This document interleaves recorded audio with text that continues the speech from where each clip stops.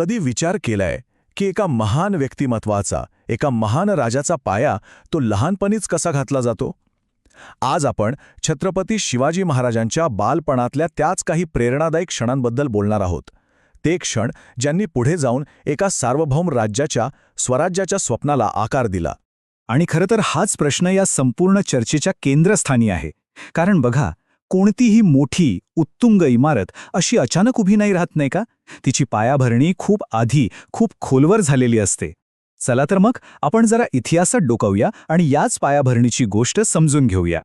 तर आपली ही गोष्ट सुरू होते थेट शिवनेरी किल्ल्यावरून, जिथे एका अशा मुलाचा जन्म झाला जो नुसता जन्माला आला नाही, तर आपल्यासोबत एक विलक्षण बुद्धिमत्ता, धाडस आणि प्रचंड जिज्ञासा घेऊन आला. आणि हे बाळ म्हणजेच आपले शिवाजी.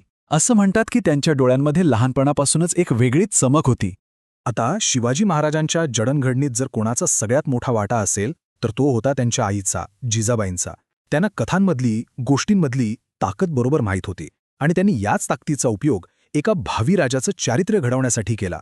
आणि लक्षात घ्या, या फक्त मनोरंजनासाठी किंवा झोप लागावी म्हणून सांगितलेल्या गोष्टी नव्हत्या. अजिबात नाही.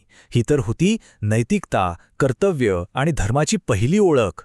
प्रत्येक गोष्टीतून, प्रत्येक कथेतून अन्यायाविरुद्ध कसा लढायचं आणि एक आदर्श राजा कसा असावा याचे धडे मिळत होते. आणि इथेच एक खूप इंटरेस्टिंग गोष्ट घडते.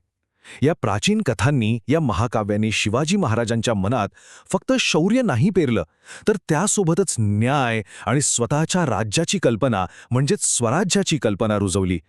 आणि खरं पाहिलं तर हेच त्यांच्या भविष्यातल्या महान कार्याचं मूळ बीज होतं.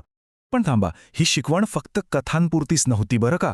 त्यांचे जे बालपणीचे खेळ होते ना, ते खेळ कमी आणि एक प्रकारचा प्रॅक्टिकल ट्रेनिंग जास्त होतं. त्यांच्यासाठी तर सह्याद्रीच्या त्या डोंगर रांगा आणि दऱ्याखोऱ्या हेच जणू एक मोठं गुरुकुल होतं. म्हणजे विचार करा, किती विलक्षण गोष्ट आहे ही. शिवाजी महाराज आणि त्यांचे सवंगडी, म्हणजेच आपले मावळे, ते आपल्या आजूबाजूच्या परिसराचा उपयोग कशासाठी करत होते? तर दिशा ओळखायला, गुप्त मार्ग शोधायला आणि लष्करी डावपेच शिकायला. म्हणजे त्यांचा प्रत्येक खेळ हा भविष्यातल्या युद्धाची जणू एक रंगीत तालीमच होती. एक गोष्ट मात्र खरी आहे, खरं नेतृत्व हे वारसा हक्कानं मिळत नाही, ते कमवावं लागतं. आणि याची पहिली साक्ष, याचा पहिला पुरावा महाराजांच्या बालपणातच मिळाला. एका अशा प्रसंगी जेव्हा त्यांच्या न्यायबुद्धीची खऱ्या अर्थानं कसोटी लागली. तर झालं असं की एके दिवशी त्यांच्या मित्रांमध्ये काहीतरी वाद झाला. आता वरवर पाहता तो एक अगदी साधा मुलांमधला नेहमीचा वाद होता. पण हाच साधा वाटणारा वाद त्यांच्या नेतृत्वाची आणि त्यांच्या चारित्र्याची एक खूप मोठी परीक्षा ठरणार होता. त्यावेळी बाल शिवाजींनी अजिबात घाई केली नाही किंवा कोणाचीही बाजू घेतली नाही. उलट त्यांनी एकदम शांतपणे आणि खूप काळजीपूर्वक दोन्ही बाजूंचं म्हणणं ऐकून घेतलं. आणि इथेच त्या लहान वयातच त्यांच्यातला भावी शासक, त्यांच्यातली प्रगल्भता दिसून आली. आणि त्यांच्या त्या निष्पक्षपाती, त्या न्यायपूर्ण निर्णयामुळे काय झालं माहितीये? त्यांना त्यांच्या मित्रांचा फक्त आदरच नाही मिळाला, तर त्यांनी राजे ही पदवी खऱ्या अर्थाने कमावली. त्या दिवसापासून सगळेजण त्यांना राजे म्हणू लागले. ही पदवी त्यांना वयामुळे नाही, तर त्यांच्यातल्या त्या प्रज्ञेमुळे आणि न्यायामुळे मिळाली होती.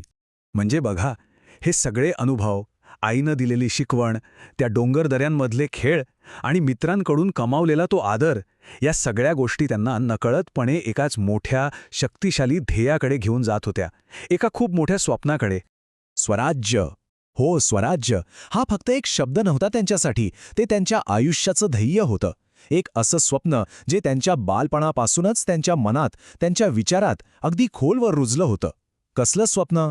तर स्वतःच्या लोकांचं, स्वतःच्या मातीचं राज्य. मग या संपूर्ण गोष्टीतून सार काय निघतं? खरं तर काही गोष्टी अगदी स्पष्ट होतात. एक म्हणजे चांगले संस्कार आणि मोठी स्वप्न ही माणसाला लहानपणापासूनच घडवतात. दुसरं, धैर्य, न्याय आणि आत्मविश्वास हेच मोठेपणाचे खरे आधारस्तंभ आहेत. आणि सगळ्यात महत्त्वाचं, वय लहान असलं तरी विचार मोठे असू शकतात. आणि जाता जाता एक विचार करायला लावणारा प्रश्न.